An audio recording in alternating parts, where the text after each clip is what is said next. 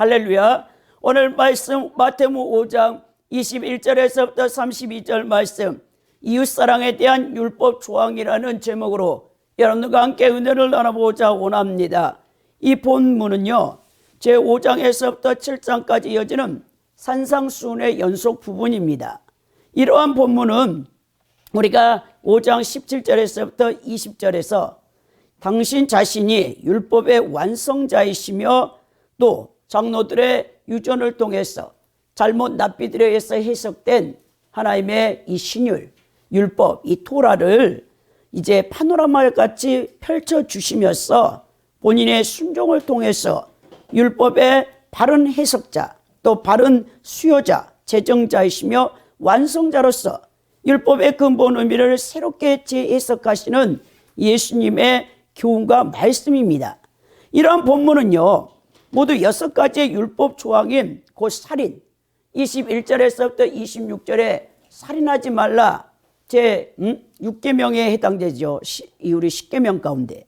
또 간음, 27절에서부터 이 30절은 10계명 가운데 제 7계명인 간음하지 말라고 이혼에 대해서 31절에서부터 32절에 또 맹세, 33절에서부터 37절에 복수, 38절에서부터 42절에 더 나아가 이웃사랑에 대해서 원수까지도 사랑하라 말씀하시는 43절에서부터 48절에 관한 규정의 새 기준이 이 신뢰로 제시되고 있는, 그러니까 바로 율법에 대한 서기관과 바리새인들의 해석보다 훨씬 포괄적이고 엄격하다라는 것을 예수님께서 말씀하고 계십니다.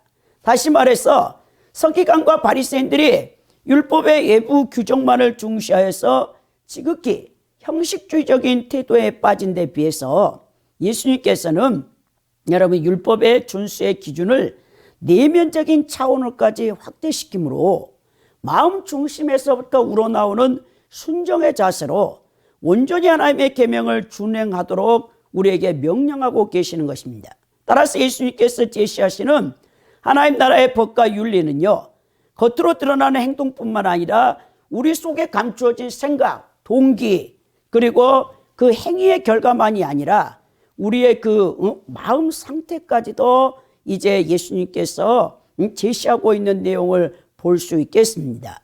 예수님께서 이 이웃사랑에 대한 조항들을 통해서 우리 성도들이 어떻게 하나님의 그 기독교적인 윤리, 그것을 삶 가운데 실천해야 되는가를 우리에게 보여주고 있다라는 겁니다.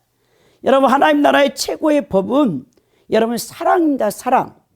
이 왕이신 예수 그리스도께서 이제 로마서 13장에 바울 사도가 율법의 완성은 사랑이라 했죠.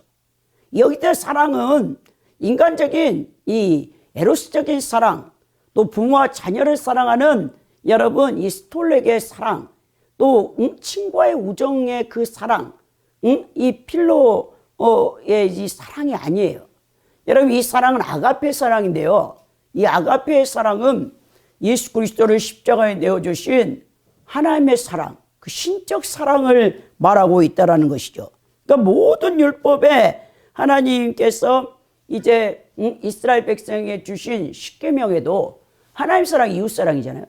예수님께서도 마태복음 22장에 32절에서부터 37절에 하나님 사랑, 이웃 사랑의 새 계명을 우리에게 주었다라고 말씀하는데, 이 하나님의 유대인의 종교 지도자인 서기관과 바리새인들이 형식적인 의의 수준을 이제 중시했죠. 그러나 우리 예수님께서는 진짜 아가페 사랑의 그 내면적인 동기를 가지고 하나님을 사랑하고 이웃을 사랑하라고 명령하고 계신다는 거예요. 여러분들과 함께 오늘 저는 3가지 대지로 이 말씀을 증거하고자 원하는데, 첫째는 형제를 욕하거나 미워하지 말고 화목하라는 것입니다. 이게 21절에서부터 22절에 기록되어 있고요. 두 번째는 화목하기 위해서는 사하고 관계를 회복해야 돼요. 이게 23절에서부터 26절 말씀이고, 셋째는 죄와 피 흘리기까지 싸워 승리하라는 겁니다. 이것이 27절에서부터 30절 말씀인데요, 오늘 말씀을 통해서 이웃사랑의 율법 조항이 무엇인가를 여러분들과 함께 나눠보고자 원합니다. 먼저 여러분, 형제를 욕하거나 미워하지 말고 사랑하라고 여기서 명하시는데 21절에 예수님이 뭐라냐? 옛사람에게 말한 바 살인하지 말라. 누구든지 살인하면 심판을 받게 되리라 하였다는 것을 너희가 들었으나 라고 말씀하시죠. 여기서 옛사람에게 명한다는 것은 십계명이에요. 십계명. 여러분, 십계명 출애굽기 19장에 20장에 기록되어 있는 이 십계명, 여러분, 이 전통적인 율법의 기본 조항이 바로 여러분 이 옛사람에게 말한 십계명인데, 특히 당시 유대인들에게 있어서 절대적이며 최종적 권위를 가진 것으로 인정되었던 모세의 율법에 대해서 예수님께서 여기서 말씀하죠. 자, 예수님께서는 21절부터 48절까지 바리새인보다 더 나은 의가 무엇인가를 6개의 대립 명제를 이제 제시하면서 언급을 하십니다. 즉 예수님께서는 율법 규정의 기준이 절대적인 차원까지, 율법 준수의 기준이 내면적인 자세까지 확대돼야 된다는 것을 6가지로 실례를 통해서 들어줍니다. 그래서 곧 그리스도의 제자에게 요구되는 의가 옛사람들이 가르침과 대조를 이루는 그리스도의 새로운 가르침이 아니라는 거예요. 여러분, 이 십계명도 하나님 사랑 이웃 사랑이고 예수님이 명하신 여러분 계명도 하나님 사랑 이웃 사랑입니다. 그래서 여러분 동일한 여러분 계명이에요. 그런데 이 바리새인과 서기관들은 외형적인 율법의 조항 가운데서 더 이제 중시하는 조항이 있었고 덜 중시하는 조항이 있었어요. 이 십계명을 여러분 납비들이 613계명으로 나눴잖아요. 가장 먼저 이제 중요시하는 것은 하나님에 대한 사랑이죠. 십계명의 제1계명이 뭡니까? 나 외에 다른 신을 내게 두지 말라. 형상을 만들어서 거기에 우상을 섬기지 말라. 제1, 2계명이죠. 이건 여러분 그 당시에 유대인들 종교 지도자들에게는 이 가장 중요한 이 계명 가운데 하나였죠. 근데 이웃 사랑에 대한 계명은 굉장히 여러분 등한시했어요. 그래서 613계명 가운데 246번째의 이웃사랑이 들어있습니다. 그러니까 그만큼 하나님 사랑과 이웃사랑이 양면의 동전과 같이 동일한데 오늘날도 마찬가지입니다. 이 현대 기독교인들이 하나님에 대한 사랑은 뜨거운 것 같아. 종교적인 열심으로. 예배 드리고 하나님 앞에 11조 드리고 전도하고 봉사하고 이런 데는 뛰어나. 근데 이웃사랑을 행하지 않아. 여러분들의 가정생활을 살펴볼 때, 또 직장생활을 살펴볼 때, 또 그리고 믿지 않는 불신자들, 비그리스도인들을 대할 때 여러분들이 어떤 태도로 대하는가를 보면 알 수 있잖아요. 여러분들이 하나님을 사랑하는 것 같이 이웃을 내 몸같이 동일하게 사랑하라고 예수님이 말씀했는데, 이런 여러분 잘못된 이 유대 종교 지도자들의 이 율법을 배웠던 이스라엘 민족이 이방 민족을 개취급하잖아요. 그래서 자민족 우월주의에 빠져가지고 선민주의 의식에 빠져가지고 자기들만 구원받아. 이방인들은 다 지옥의 땔감으로 여긴다는 거예요. 이게 잘못되어졌다라는 것을 예수님이 말씀하면서 오늘 예수님이 21절부터 26절까지 10계명 가운데 제6계명인 살인하지 말라라는 그 계명을 해석하고 있는 것입니다. 22절에 보니까 나는 너에게 이르노니 형제에게 노하는 자마다 심판을 받게 되고 형제를 대하여 나가라 하는 자는 공회에 잡혀가게 되고 미련한 놈이라고 하는 자는 지옥불에 들어가게 되리라 라고 말씀하는 거죠. 무서운 말입니다. 형제를 욕하고 형제를 미워하는 자 지옥 간다라는 거예요. 여러분, 근데 우리 크리스찬들이 그렇게 생각하지 않잖아요. 하나님 앞에는 지극정성으로 하나님을 섬기는데 내 혈육, 나의 한 부모에게서 난 형제자매를 대하는 우리 태도를 보십시오. 서로 미워하고 질투하고 그런 가운데서 또 믿지 않는 이웃에 대해서 우리가 어떤 태도를 갖고 있습니까? 욕하는 것. 여러분, 이 욕하는 것이 얼마나 하나님 앞에 범죄하는지 몰라요. 우리 대한민국 사람들이 정말 욕을 잘하더라고요. 제가 지하철을 타고 여러분 가면 이 10대들, 청소년들이요. 그냥 말끝마다 자기 친구 옆에서 욕을 해야 돼. 와, 정말 대단합니다. 또 나이 드신 분들도 그렇게 욕을 잘해요. 할아버지 할머니들도. 제가 그런 이 대한민국 사람들의 욕하는 습관들을 보고 야, 정말 입이 더럽구나. 정말 더러운 말들을 많이 쓰는구나. 이런 생각을 많이 하는데 오늘 예수님께서 자신의 하나님의 말씀을 받아 전달하는 모세와 대비시킴으로써 자신이 모세보다 뛰어난 존재이다라는 것을 직접 밝히시는 거예요. 자신의 권위가 자신이 지금 말씀하고 있는 이 산상수훈의 이 말씀이 이웃에 대한 율법 조항이 바로 하나님의 말씀이라는 것을 예수님께서 말씀하고 있는 겁니다. 그러면서 뭐라냐? 형제에게 노하는 자마다. 자, 형제는 혈육이나 동일한 신앙을 갖는 성도뿐만 아니라 불신자나 친밀한 관계를 맺지 않았던 사람들까지도 여기서 포함되어 있는데요. 그러므로 예수님께서 형제에게 노하는 자라고 여기서 말할 때 여러분 이 모두 여러분 이 세상에 있는 사람들 하나님의 형상과 모양대로 지음받은 인간을 대하는 우리의 태도가 어때야 되는가를 여기서 가르쳐 줍니다. 그러면서 이 노하는 자마다라는 이 뜻은 악의를 가지고 남을 해하고자 하는 지속적인 분노를 갖고 있다는 것을 나타내는 단어인데요. 이 정당한 사유 없이 자신의 감정이나 이기적인 욕망에서 비롯된 분노를 여기서 가리키고 있어요. 그러니까 예수님께서 이처럼 악의를 가지고 형제에 대하여 노하는 것을 살인죄라고 규정하고 있다라는 것입니다. 더 나아가서 형제에 대하여 나가라고 하는 자는 공회에 잡혀게 되고 미련한 놈이라고 하는 자라고 했는데요. 여기 히브리어에서 여기서 나가라는 이 헬라어 이 원어가 히브리어로 레크인데요. 레크라는 뜻이 뭐냐면 여러분 황무하다, 비다라는 뜻을 지닌 루크라는 여러분 그 명사에서 유래된 단어거든요.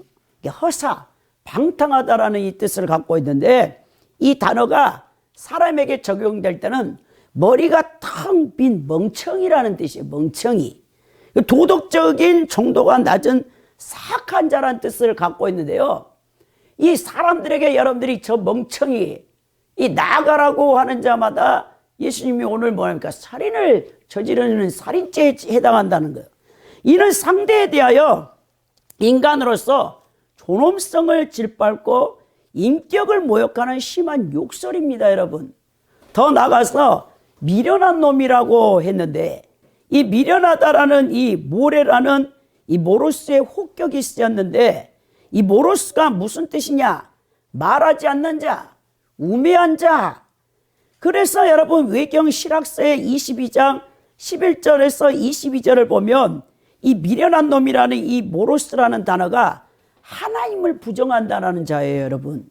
그러니까 유대인 사회에 있어서 하나님을 부정하는 자라는 말은 도덕적인 정죄를 넘어선 종교적인 정죄이며 멸망받는 자라는 의미를 갖고 있는 이 라가보다 더 심한 욕이라는 것입니다. 이러한 의미의 욕설을 하는 자는 바로 하나님의 고유한 영역인 심판권을 남용한 죄를 범한다는 거예요. 여러분, 그래서 여러분들이 말로 함부로 남의 인격을 정죄하고 욕하고 이건 영혼의 살인행위까지 곧 하나님 앞에 죄를 범할 수밖에 없다는 거예요. 여러분, 이루는 언어폭력, 신체적인 폭력, 이 정서적인 폭력을 행할 때가 많아요. 이 신체적인 폭력은 여러분 어떤 무기나 이 손이나 이런 도구를 가지고 사람을 해하는 거죠. 더 나가서 정서적인 폭력, 이 언어 폭력은 말을 가지고 사람 마음에 비수를 꽂는 거예요. 상처를 주는 겁니다. 그래서 여러분 이 언어 폭력이 사실은 더 무서워. 여러분 어릴 때 자녀들을 기르셨을 거예요. 부모님들은 자녀들과의 이 관계가 올바르지 않으면 자녀들이 부모님 때문에 여러분 상처를 너무 많이 받아요. 그래서 이제 부모와 관계가 올바르지 않는 자녀가 커서 대인관계가 어려워요. 또 사회적인 인격 형성이 어렵습니다. 그리고 어떤 아이들은 막 공황장애를 일으켜. 그 대인들 기피증이 있어. 무서워. 사람을 대하는 게. 얘 어릴 때 부모와 너무 강압적인, 부모가 이제 자녀에 대해서 그 욕심이 많잖아요. 사실 자녀가 이제 부모의 대리 만족을 하기를 원하거든요. 또 어떤 부모님들은 이 자기가 못했던 것을 자녀가 그걸 이루어 주길 바래. 자기 꿈을. 그래 어떤 그런 부모, 욕심 많은 부모가 어릴 때부터 자녀를 계속 닥달질해. 성적표를 갖고 오면 한 번도 부모가 칭찬을 안 해줘. 그리고 머저리, 이 멍청아. 그러면서 계속 이 언어로 아이의 그 감정이나 상처를 이렇게 비수를 꽂아놨단 말이에요. 근데 그 자녀가 자라나서 대인관계가 어려울 뿐만 아니라 사회생활도 하기가 힘든 것을 볼 수 있다는 거예요. 그러니까 여러분, 사람이 이 동물과 다른 점이 뭡니까? 인격을 갖고 있다는 거예요. 이 지정이라는 부분, 인간은 생각할 수 있고, 인간은 감정을 갖고 있고, 인간은 여러분 의지를 갖고 있는 존재예요. 근데 여러분 이렇게 생각하고 이 인격을 갖고 있는 이 귀한 이 하나님의 형상과 모양대로 지음받은 이 인격을 계속 말로써 말살하는 행위, 이건 육체적인 살인과 동일한 범죄로 예수님께서 평가하고 있는 거예요.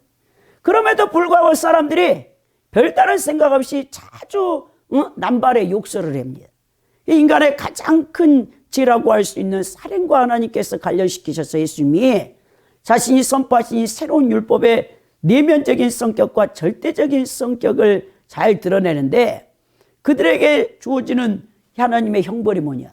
지옥에 간다요. 지옥불에.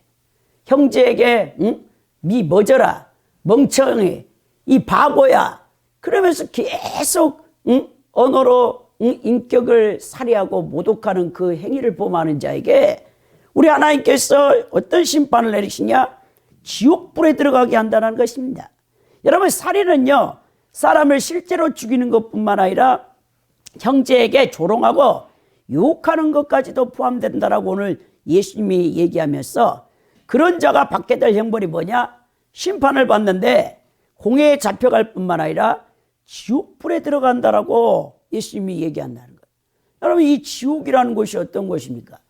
이 게한나라는 이 지옥은요, 히브리어로 보면 까이라고 해서 민수기 21장 22절에 나오거든요.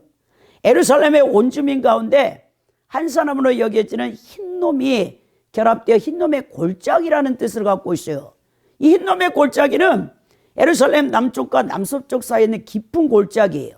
역사적으로 보면 이 흰놈의 골짜기에 가나안의 몰렉 족속들이 인신 제사를 드리는 거예요. 거기다가 어린 유아 희생 제사를, 자기의 자녀를 복을 받기 위해서 그 몰렉 신에게 불에 태워서 드리는 그런 짓을 거기에 했는 것입니다. 그 흰놈 골짜기에 더 나가서 예루살렘의 모든 쓰레기들이 거기서 태워졌단 말이에요. 이 게한나라는 곳은 끊임없이 썩은 냄새, 그 시체들, 그리고 더 나가 쓰레기가 타는 그 장소거든요. 그런 공포스러운 것이 바로 지옥이에요, 지옥. 우리 하나님께서 이렇게 인격적으로 사람을 모독하고 욕하고 함부로 남을 비방하는 자에게 주시는 형벌이 뭐냐? 지옥불에 던져진다라는 거예요. 그래서 여러분들이 말 조심해야 된다는 거예요. 항상 욕하는 거 정말 하나님 앞에 철저히 회개해야 된다는 거예요. 두 번째는 뭐냐? 여러분들이 화목하기 위해서는 사하고 관계를 회복하라라고 오늘 말씀하는데, 이 3절에 보니까 그러므로 예물을 제단에 드리려다가 거기서 내 형제에게 원망들을 말한 일이 있거든, 그것이 생각나거든 이라고 말씀했거든요.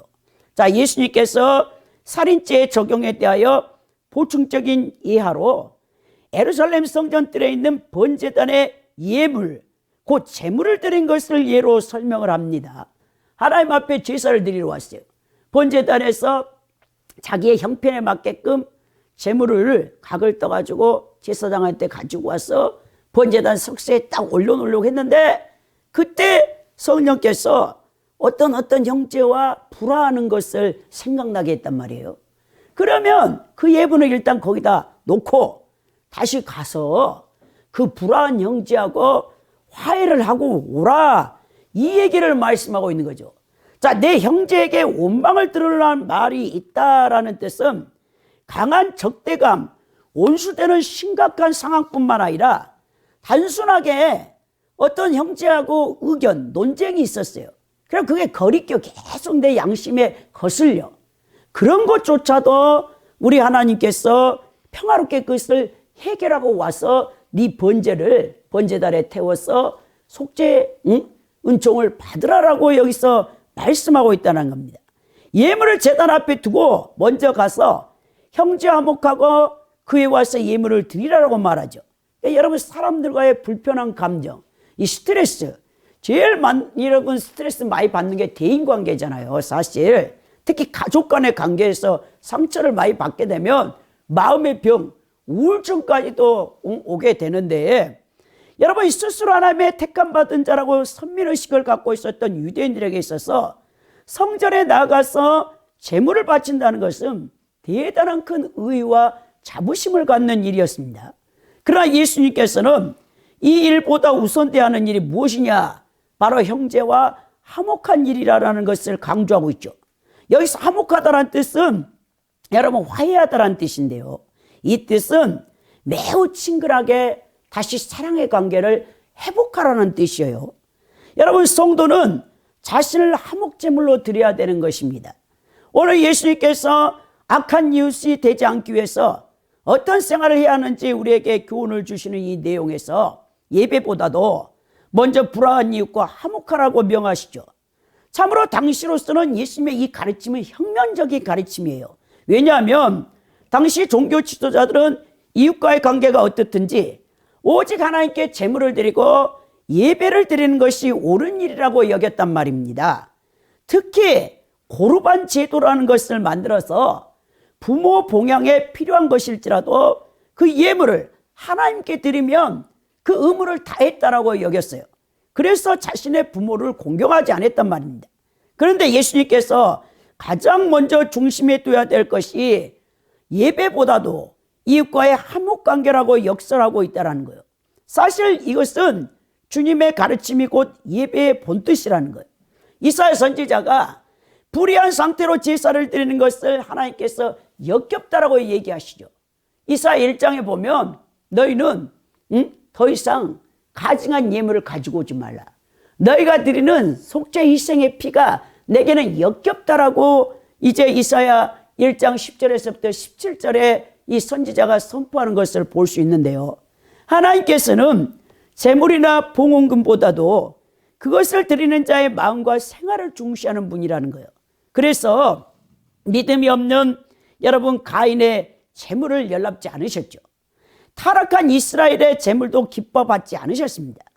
즉 악인의 소사는 하나님이 거절한다는 거예요. 그러므로 우리는 우리 자신을 먼저 하나님께 거룩한 산 제물로 드려야 돼요.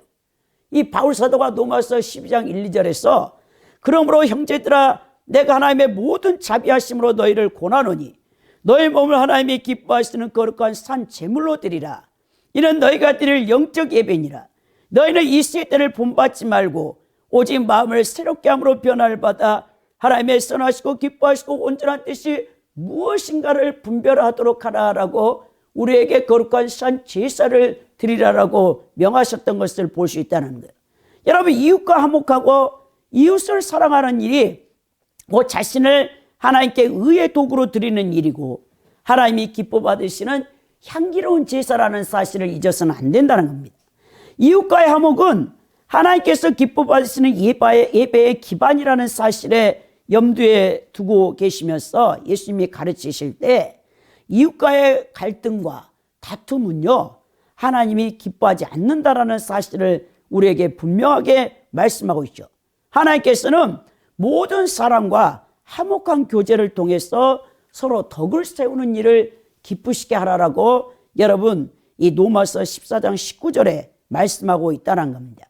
자, 이제 화해하지 않고 있으면 어떻게 되느냐? 그 결과를 보면 25절에 너를 고발한 자와 함께 길에 있을 때 급히 사하라.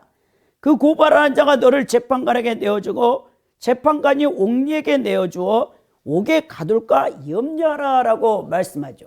자, 너를 고발하는 자, 이제 서로 갈등이 있어요. 지금 화목하지가 않아. 근데 이제 재판관에게 그걸 고발하려고 이제 같은 길에 이 공간에 서 있는 거죠. 그때 여러분 지혜로운 사람 같으면 재판관에게 나가지 않고 상대방에게 내가 잘못한 거 있으면 용서를 해 주십시오. 나에게 어떤 실수가 있었습니까? 라고 빨리 그 서로 이제 재판관에게 고발하러 가는 그 길에서 서로 화해를 해야 된다는 것을 여기서 말씀하고 있는 거야. 함께 길을 갈 때라고 했는데요. 여기서는 재판정으로 가는 길에 있을 때라는 뜻이에요. 자, 이것은 바로 화해할 마지막 기회가 되겠죠.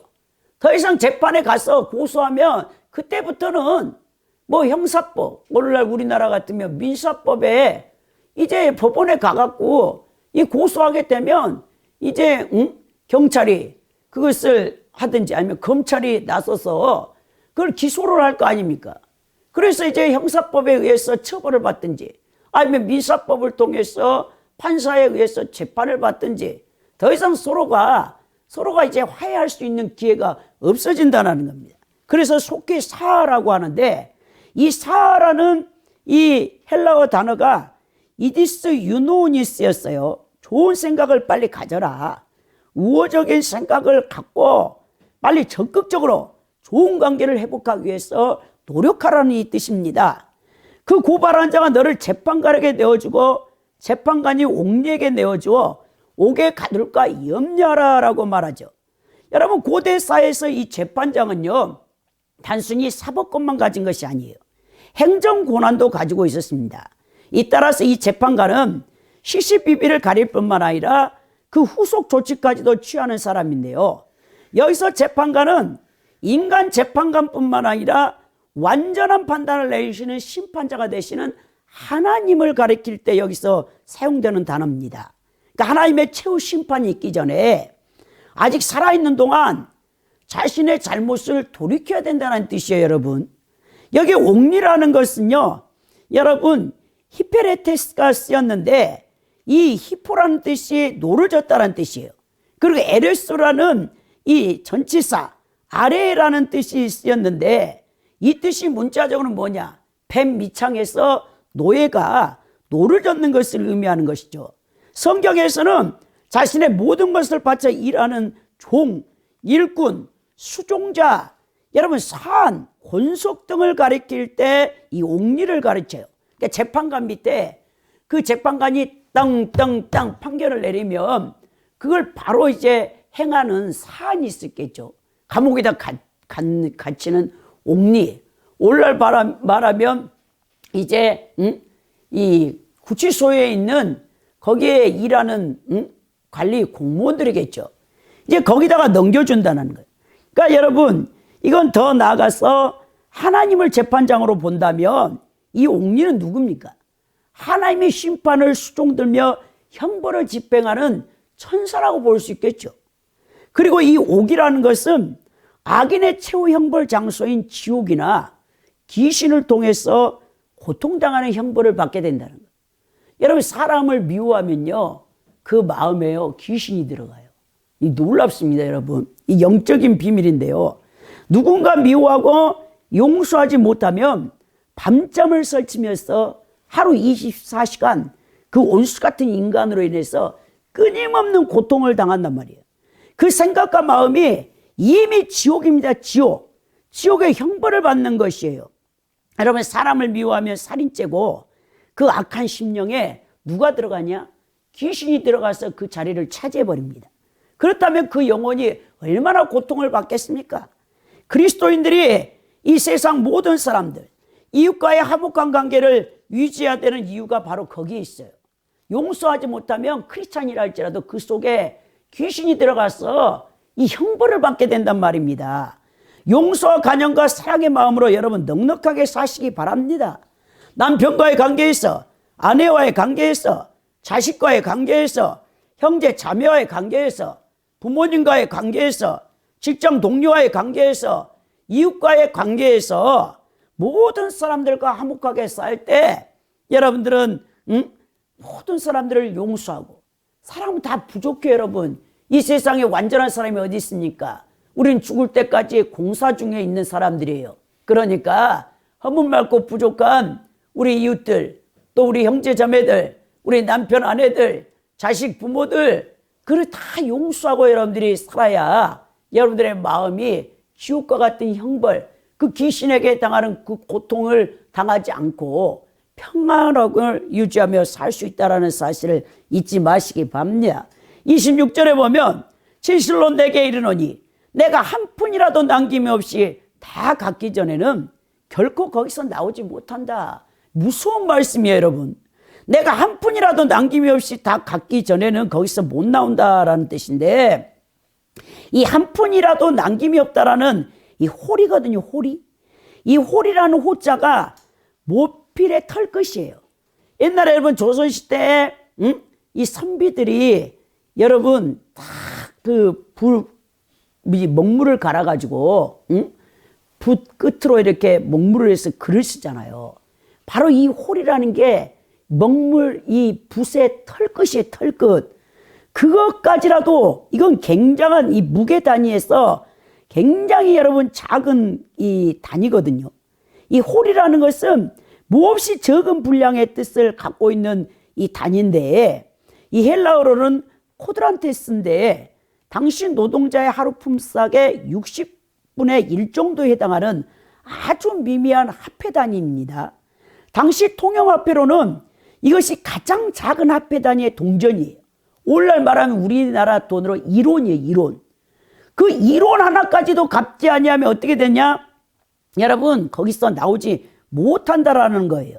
그러니까 지극히 미미한 마지막 동전 하나까지라도 다 갚아야 된다는 이 뜻을 쓰였는데, 즉 아무리 사소한 일일지라도 반드시 형제와 화해하고 관계를 회복해야 된다는 것입니다. 그렇지 않냐고는 여러분 그 형벌을 피할 수가 없다라고 얘기하죠.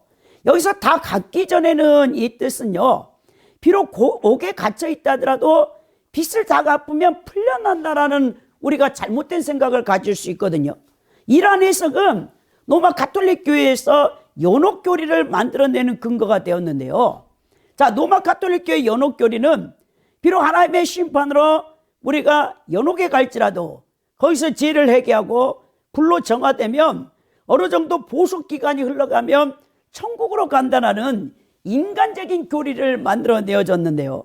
또한 이 땅에 살아있는 믿음의 후손들이 많은 헌금이나 기도나 자선, 선을 행하면 연옥에 있는 부모나 형제, 자매, 자녀들이 고통받는 기간이 단축되어서 천국에 갈 수 있다라는 잘못된 보석행위로 이 면죄부 판매와 함께 로마 가톨릭 교회 사제들의 돈 주머니를 채웠던 것을 볼 수 있는데요. 그러나 이 헬라어 단어에서 여러분 이 다 갖기 전에라는 아도포스라는 가정법 부정 과거형이 쓰였는데요. 이것은 미래에 갚는 것이 아니에요. 과거에 이미 다 갚아야 된다는 의미를 갖고 있습니다. 즉 죄의 문제를 육체를 갖고 있는 살아있는 생전에 미리 해결해야만 이 지옥 형벌에서 벗어날 수 있다는 거예요. 구원은요, 지금 육체를 입고 있는 이 시간에만 여러분 받을 수 있다는 것을 여기서 보여준다는 거예요. 사람이 육체를 벗는 그 어떠한 순간에도요, 구원받을 기회는 존재하지 않습니다. 지금이 바로 은혜 받을 때요, 지금이 바로 구원의 날이라고 사도 바울이 고린도후서 6장 2절에 말씀하고 있다는 것입니다. 여러분, 구원 영생을 받기 위해서는 지금 육체를 입고 있을 때 여러분들이 죄사함의 은총을 받아야 된다는 거예요. 그리고 거룩한 생활에 힘을 써야 된다는 겁니다. 특별히 이웃사랑에서 이 거리낌, 불화, 형제와 여러분 화목하지 못하고 남을 용서하지 못하고 사랑하지 못하는 그 죄를 가지고는요, 천국에 가지 못한다라는 것을 예수님이 여기서 말씀해 준다는 거예요. 그러면서 더 나아가 뭐랍니까? 죄와 피 흘리기까지 싸워 승리하라. 여기서는 우리 주님이 간음죄에 대해서 강하게 말씀하고 있습니다. 27절에서부터 32절에 보면 또 간음하지 말라 하였다는 것을 너희가 들었으나 라고 말하죠. 자, 제27절에서부터 32절까지는 십계명의 제7계명 간음하지 말라라는 그 말씀과 이혼에 대한 그리스도의 새로운 해석의 말씀인데요. 당시 유대 종교자들이 잘못 가르친 율법으로 인하여 유대 백성들은 하나님의 율법, 토라 말씀을 잘못 이해하고 적용하고 있었어요.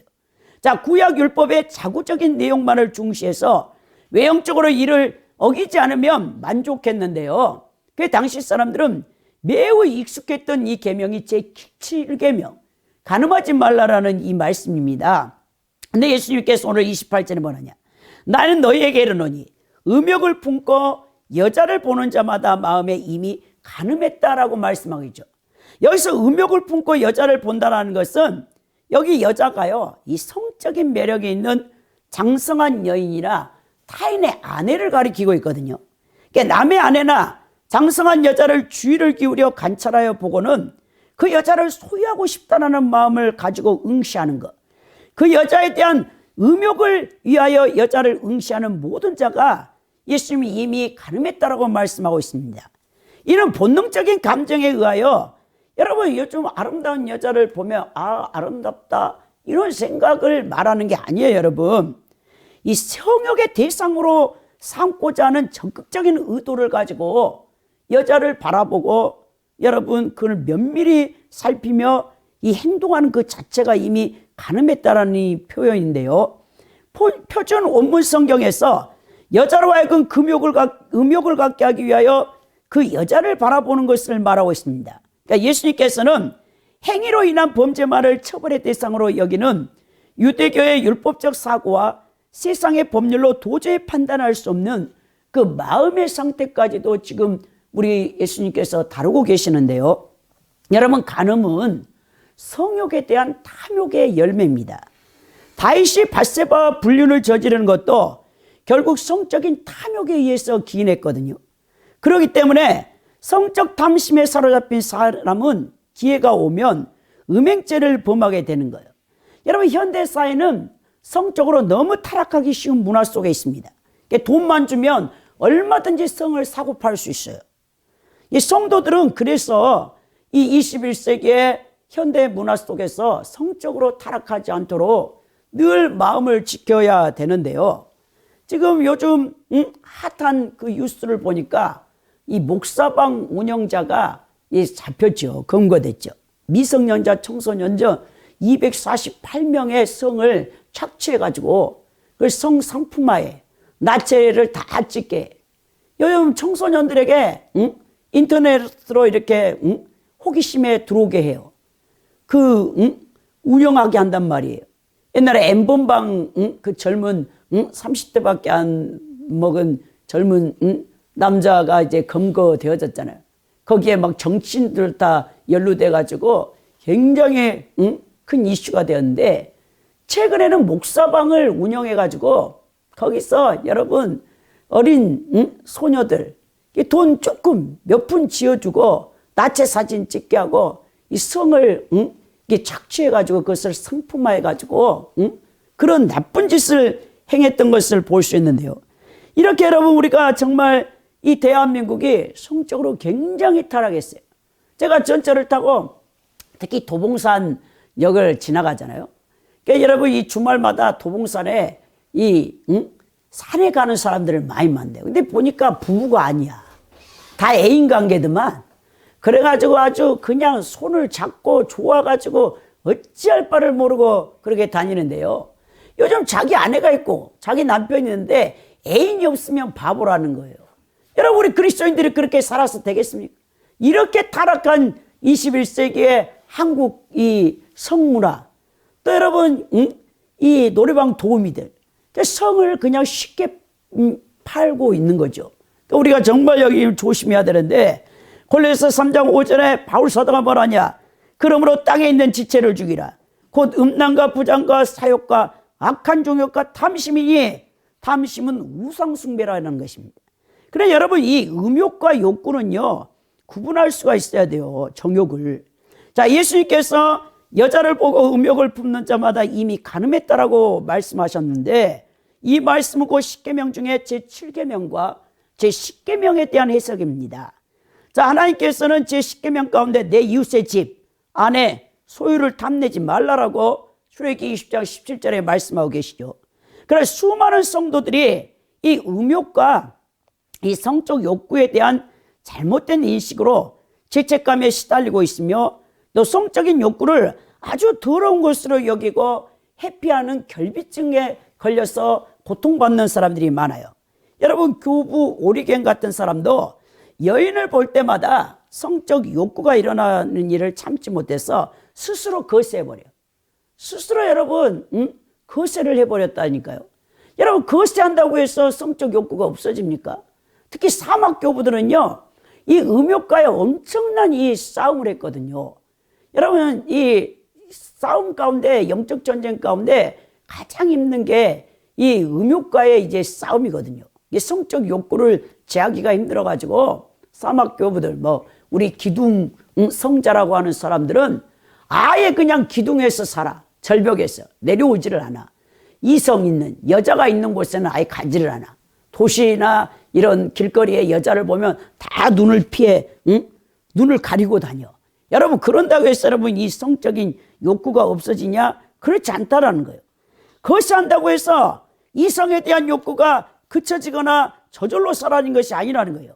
하나님께서는 인간을 에덴 동산에서 남자와 여자로 만드셨을 때 서로 사랑하여 자손을 낳고 인류 문화와 세대를 이어갈 수 있는 종욕이라는 욕구를 인간에게 창조해 주신 겁니다. 인간에게 5가지 욕구가 있죠. 이 에피디미아가 있는데 이것은 식욕. 사람 먹지 않으면 죽습니다, 여러분. 아무리 여러분들이 신령해도 하늘의 양식 말씀만 먹고 살지 못해요. 육체를 갖고 있는 여러분 떡을 먹어야 돼요. 이 식욕이 있고 성욕이 있습니다. 하나님께서 거룩한 자손을 많이 낳아서 이 땅을 거룩한 하나님을 섬기는 백성들을 우리 하나님께서 만드시기 위해서 남녀 간의 성욕을 주셨어요. 수면욕을 주셨습니다. 여러분, 인간은요 하루에 8시간 일하고 인생이 여러분 7, 80년 살아도요 많은 일을 하는 것 같아도 거의 잠을 자고 있어요. 잠을 자. 잠을 잔다는 것은 매일 죽음을 연습한다는 거예요. 여러분, 사람이요 밤에 잠을 자지 못하잖아요. 여러분, 이 고문 가운데 최고의 고문이 뭐냐? 잠을 안 재우는 거야. 아예 이 수면욕이 있는 인간을 잠을 안 재워. 여러분, 5일, 일주일 안 재우면 자기가 하지 않았던 죄도 자기가 했다라고 저절로 불어. 이 정도로 여러분 잠을 못 잔다는 것이 얼마나 고통스러운가. 하나님이 인간에게 수면력을 주셨죠. 더 나아가 물질력을 주셨어요. 여러분, 인간은 육체를 갖고 있어 열심히 일해서 돈을 벌어서 가정 경제를 통해서 생활을 해야 되잖아요. 육을 가졌기 때문에 여러분 일해서 노동을 통해서, 노동도 여러분 영성이에요. 영성. 일하지 않는 자는 먹지도 말라라고 바울사도가 데살로니가 성도들에게 말하고 있잖아요. 여러분, 매일 무의도식한 사람이 무슨 인생의 의미가 있겠습니까? 그래서 청교도들은 또 누트와 칼빈 같은 종교개혁자들은 여러분 보케이션, 소명의 소명. 여러분, 직업 소명서를 말씀하고 있어요. 직업이 없는, 잡이 없는 사람들은 매일 그냥 무의도식하는 자는 인생에 전혀 의미가 없는 거예요. 그래서 청교도들은 직업 윤리에 대해서 철저하게 여러분 소명으로 얘기하고 있다는 거예요. 여러분들이 직장에 가서 하루 8시간 동안 노동을 하는 거.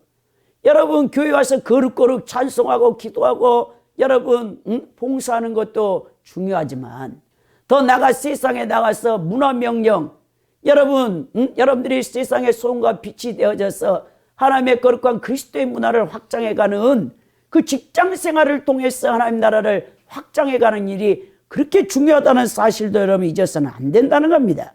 그래 여러분, 물질을 이제 얻어서 생활을 해야 되죠. 인간에게 하나님이 물질을 주셨잖아요. 물질욕을. 더 나아가 명예와 권세욕도 하나님이 주신 것입니다. 이 5가지 에피디미아 욕구는요 선한 것도 아니고 악한 것도 아니에요. 피조물이 인간을 인간되게 하는 기본적이고 본질적인 욕망입니다. 이성을 보고도 아무런 욕구가 일어나지 않는다면 이 세상에 부부가 존재하지 않을 것이고, 그렇다면 인류는 다음 세대를 이어가지 못할 것이죠. 자녀들을 낳지 않으면 인간은 더 이상 존재할 수 없게 되겠죠. 대한민국 왜 문제입니까? 저출산으로 말미암아 여러분 이제 국가가 존속 위기가 있다라고 하죠. 그래서 그래서 이민자들을 많이 받아야 된다. 난민들도 받아야 된다. 이제 다문화 사회로 만들어 가야 된다. 단일 민족으로서 더 이상 우리 남녀 젊은 20, 30대 40, 50대도 결혼을 잘 하지 않고 혼자 사는 혼자 사는 세대가 지금 50% 이상을 차지하고 있잖아요. 비정상적인 지금 사회란 말입니다. 이렇게 여러분 하나님께서는 일부일처제로 가족관계를 명하셨고 부부가 서로 뜨겁게 사랑하고 천국 가정을 이루어서 하나님을 섬기는 자녀를 낳아 길로 하나님 나라를 확장해 가기를 원하고 계신다는 거예요. 여러분 부부가 서로를 원하고 사랑하여 성적 관계를 갖는 것은 죄가 아닙니다. 그러나 자신의 부인이 있고 남편이 있는데도 다른 여성과 다른 남성과 불륜을 저지르고 바람을 피우며 소유하고 싶은 욕구, 그것이 바로 경계해야 될 음욕이라는 거예요. 음욕. 누군가를 사랑하되 이미 가정을 이루고 있는 사람이라 윤리적으로 그릇된 상대라면 그게 바로 탐심, 음욕입니다. 하나님이 주신 성적 욕구를 불의하고 태폐적이고 악한 방향으로 사용하여서 음란의 영에 사로잡혀 고통받지 말고 아름다운 복된 믿음의 가정을 이루어서 올바르게 사용해서 천국 가정을 이루어내야 된다는 것이죠. 29절에 보면 만일 내 오른 눈이 너로 실족하게 하든 빼내버리라. 내 백성 중 하나도 없어지고 온몸이 지옥에 던져지지 않는 것이 유익하다. 여기서 내 오른 눈이라고 했어요. 이 오른에 해당하는 여러분 말은 왼쪽과는 대조되는 말이겠죠. 그러나 성경에서 이 오른이라는 이 표현은 여러분 신뢰, 권능을 상징하기도 합니다. 그러니까 오른 눈 자체를 가리키신 것이 아니라 몸의 여러 지체 가운데서 가장 유용하고 가치 있는 것을 나타낼 때 이 오른이라는 이 단어를 쓰는데요. 예수님께서 이 29절과 30절에 자신에게 가장 유용하고 가치 있는 것이라 할지라도 그것이 범죄의 도구가 된다면 과감히 희생시켜서 그런 결단의 각오를 하고 그 명령을 하고 계시는 거예요. 옛날 우리 선인들이 뭐랍니까? 우리 몸이 1000냥이라 1000냥. 근데 900냥이 뭐라죠? 눈이라죠, 눈. 이 보는 것이 얼마나 여러분 죄를 짓게 하는지 모릅니다. 이 보는 눈이 영혼의 등불이라고 잠언서에 얘기하고 있어요. 솔로몬이. 또 영혼의 창입니다. 생각과 인식을 여러분 물론 듣고 지식을 또 읽고 이 보는 것들이 다 우리의 생각 속에서 인식을 하게 만드는데 이 죄 짓는 것이 가장 우리가 취약점이 뭡니까? 눈으로 보는 거예요. 눈으로 보는 거. 이게 실족하게 한다는 이 뜻이 뭐냐면 걸림돌이 되게 한다. 방해가 되게 한다. 오해하게 한다. 죄를 짓게 한다는 이 뜻을 갖고 있는데요. 그렇다면 그것을 빼내버리라. 찍어내버리라. 이렇게 말씀하고 있는 거예요. 실제적으로 범죄케 하는 오른쪽 눈을 빼버리라는 의미가 아니라 죄의 근원을 뽑아 자신으로부터 철저하게 분리시키라는 뜻입니다. 이는 철저하게 죄짓게 하는 부패한 정욕의 욕망과 탐욕, 죄된 습관을 끊어내라고 말씀하시는 겁니다. 그러면서 30절에 뭐라냐? 또한 만일 내 오른손이 너로 실족하게 하거든 찍어내버리라. 내 백성 중 하나가 없어지고 온몸이 지옥에 던져지지 않는 것이 유익하니라. 이 눈을 통해서 죄를 범했다면 이번엔 손을 통해서 죄를 범하는 것을 말씀하고 있는데요. 자, 이 손을 찍어내버리라 할 정도로 그렇게 단호하게 결단해서 죄를 끊어버리라고 말한 거예요. 죄와 싸우기 위해서 단호한 결단이 요구된다 얘기하면서 29절에 30절에 죄의 유혹을 물리치려면 어떤 자세를 예수 그리스도 믿는 자들이 지녀야 되는가를 여기서 예수님께서 말씀하고 있다는 것입니다. 여러분 죄와 싸우기 위해서는 여러분 자신의 사지를 잘라낼 정도의 결단이 필요하다는 거예요. 자, 예수님께서는 우리가 죄에 대하여 죽은 자요 하나님에 대해서 산 자로 늘 결단하라고 로마서 6장 6절에서 11절에 말씀했고 다시는 죄의 종 노릇을 하지 말고 의의 병기로 네 지체를 드리라고 말씀하시죠. 자, 성령의 도우심과 주의 대속의 은혜를 힘입었다면 이제 죄의 종이 되는 일을 여러분들은 두려워해야 돼요. 그리고 결단해서 싸워야 됩니다. 여러분 아우구스티누스가 이런 말을 했어요. 나무 기둥에 묶여있는 사람은 새가 그 머리 위에 앉는 일을 막을 수는 없어도 등지를 트는 일은 막을 수 있다고 했어요. 이 마귀가요 계속해서 여러분들에게 불화살을 쏴대 생각 속에. 근데 그 생각을 여러분들이 꼼꼼하게 연구하면서 이것을 마음으로 갖고 내려면 안 돼. 그리고 이것을 행동으로 보면 이건 죄를 범하는 거예요. 여러분, 자범죄 행위를 범하는 거죠. 그러니까 여러분들이 생각이 들어왔을 때 이게 마귀의 생각인가? 이게 내 생각인가? 이 하나님이 주신 생각인가? 여러분들의 이성을 가지고 또 말씀의 거울에 비춰서 분별을 해야 되겠죠. 그럼 마귀가 준 생각, 남을 미워하고 막 정죄하고 비판하고 살인할 그런 생각, 이런 거를 지금 마귀가 준 생각이다. 예수로 명하니 이 더러운 마귀야, 나에게 이런 악한 생각을 가져온 악한 자가 내게서 묶임을 걷들어갈지어다. 그리고 여러분 쫓아내야죠. 예수로 명한다라고 쫓아내야죠. 명령 기도를 통해서. 하나님 생각이면 하나님, 이 하나님께서 저에게 이것을 원하십니까? 그럼 제가 이것을 할 수 있는 힘을 주시고 능력을 주시고 함께 해달라고 이제 기도하면서 하나님 생각은 받아들이고 마귀 생각 또 내 연약한 생각은 물리쳐야 된다는 것을 여기서 말씀해 주는 것입니다. 여러분, 우리의 몸을 다시는 죄의 종으로 내어주지 않도록 하기 위해서 늘 단호한 신앙의 결단을 내리며 죄와 피 흘리기까지 싸우라 했어요. 히브리서 기자가 히브리서 12장 4절에서 죄와 피 흘리기까지 싸우라라고 말했습니다. 그러면서 31절에 예수님이 뭐라냐? 또 일렀을 때 누구든지 아내를 버리려거든 이혼 증서를 줄 것이나, 여러분 그 당시에 고대 사회에서는요, 여자는요 직장을 가질 수 없었어요. 오직 여자가 경제생활에서 먹고 살 수 있는 방법은 결혼 생활을 통해서밖에 할 수가 없어요. 그런데 이혼 증서를 주지 아니하면 여러분, 이 여자가 이 가부장적인 사회에서 이 생존할 방편이 결혼밖에 없는데 불미스러운 일이 있어가지고 이혼을 당했을 때 반드시 이혼 증서를 전 남편한테 받아갖고 와야 돼. 왜? 그래야 율법에서 여러분 가늠한 게 아니거든요. 다른 남자에게 시집갈 수 있거든요. 이혼 증서가 없이 여러분 결혼을 못하게 돼 있습니다. 이 말씀은 신명기 여러분 24장 1절에서부터 4절 말씀을 해석하셨는데요.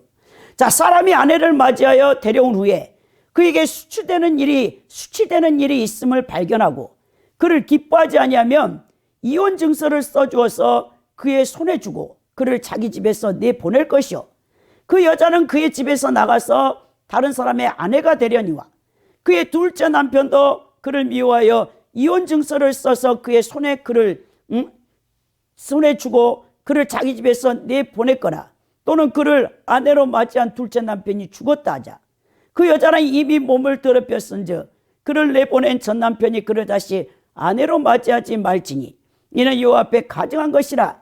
너는 내 하나님 여호와께서 내게 기업으로 주시는 땅을 범죄하지 말게 할진다라고 이 말씀이시거든요. 자, 그래서 여러분, 근데 그때 유대의 종교 지도자들, 특히 자유로운 사상을 했던 힐렐 학파가 있었거든요. 이 힐렐 학파가 중심이 되어서 이혼 증서를 써주기만 하면 언제든지 유대인 남자들을 이혼시킬 수 있다고 했어요. 그래가지고 어떤 폐단까지 나왔냐면 밥을 데웠다고 마누라한테 이혼 증서 써주고 버려버려. 여러분, 그런 건 안 되잖아요. 여러분, 이렇게 이혼을 남발해서 되겠습니까? 예수님이 그 고대 당시에 2000년 전 유대 사회에서 결혼하지 않으면 지금이야 여러분 현대 여성들 다 많이 배워서 전문직으로 결혼을 안 하잖아요. 근데 예전에는 먹고 살 방법이 없어요. 그 여자는 결혼을 해야 남편이 생활을 책임져줘서 살게 되는데, 그래서 여러분 이혼 증서가 이렇게 귀한 것입니다. 그래서 32절에 뭐라냐? 나는 너에게 이르노니 누구든지 음행한 이유 없이 아내를 버리면 이는 그로 간음하게 하며 또 누구든지 버림받는 여자에게 장가드는 자도 간음함이라 라고 했다는 거예요. 자, 예수님께서 유대 종교 지도자들과 유대 남자들의 잘못된 이혼 증서 남발에 대해서 음행한 이유만이 유일한 이혼의 이유가 됨을 강조하고 계시죠. 자, 여권이 무시되었던 유대 간섭 아래서 남편이 단지 싫다는 이유만으로 이혼이 행해졌던 고대 근동사회에서 음행을 제외하고는 이혼할 수 없다라는 예수님의 이 새로운 규정이 여성의 권리를 보호하기 위한 획기적인 선언이었다는 거예요. 그렇다고 해서 꼭 음행한 경우라고 해서 이혼해야 한다는 규정도 아닙니다. 단지 이혼이 남발되어서는 안 된다라고 예수님께서 오늘 이렇게 말씀했다는 거예요. 오늘 결론적으로 이웃사랑의 율법 조항 가운데서 여러분 형제를 욕하거나 미워하거나 또 형제와의 관계가 원활하지 아니할 때 속히 그 관계를 회복하고 더 나아가서 이웃사랑의 여러분 그 가늠죄를 통해서 이웃사랑을 파괴하지 않도록 진리와 피 흘리기까지 싸워 승리하라고 예수님이 오늘 우리에게 말씀하고 계십니다. 이 하나님의 말씀에 순종하여서 여러분들이 하나님을 사랑하되 마음을 다하고 뜻을 다하고 힘을 다하고 목숨을 다해 사랑하는 같이 동일하게 내 이웃을 내 몸같이 사랑하라 명하신 예수님의 이 세 계명을 여러분들이 지킴으로 말미암아 하나님과 화목관계를 유지하고 이웃의 사랑관계를 통해서 하나님의 축복을 받아 여러분들이 풍성한 삶을 살 수 있기를 예수 그리스도의 이름으로 축원드립니다.